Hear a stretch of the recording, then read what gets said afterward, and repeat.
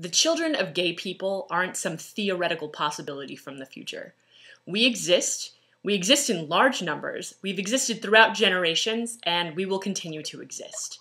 And every time that you and your family values organizations make statements against families like mine, all you're doing is denigrating and attempting to disintegrate and deride families that exist and should have the same rights as you do.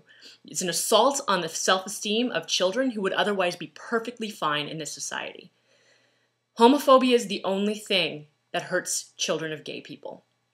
And I suggest that instead of spending all that money that you're spending trying to oppose gay marriage, you could spend that money much better on initiatives for helping children who are struggling, who don't have two loving parents like I did growing up to provide for them. A new study out this week purports to show that the children of LGBT parents suffer when compared to the children of straight parents. But the study is so riddled with problems that it actually doesn't show anything of the sort. The study was funded by two major anti-gay organizations, the Witherspoon Institute and the Bradley Foundation. It also doesn't really compare stable gay parents to stable straight parents. Instead, it lumps all kinds of unstable relationships into the gay parent category. They also only examined parenting that occurred decades ago, before parents could even hope to be married.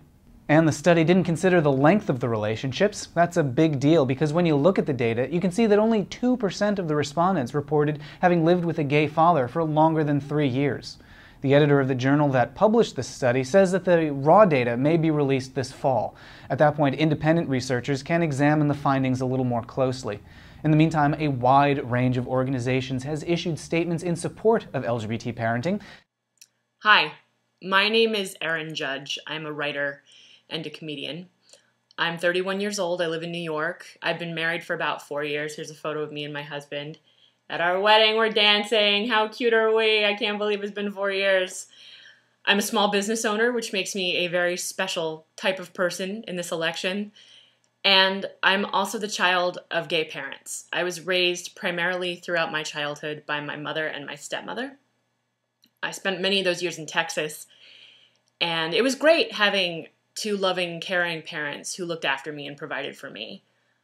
However, it was really scary living in a community that was so full of homophobia. Really the only obstacle for my family being happy and for me being happy in that family as a child was the bigotry and homophobia of my community, my peers, my classmates, and my state.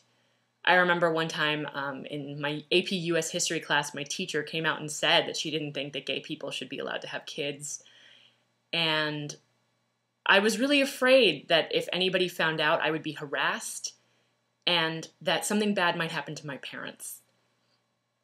There's a lot of ballot initiatives this year in various states about gay marriage. I know one in particular in Minnesota. All the ads against seem to focus on the children, that gay marriage isn't good for the children, that marriage is an institution and only a man and a woman as parents can raise a happy child.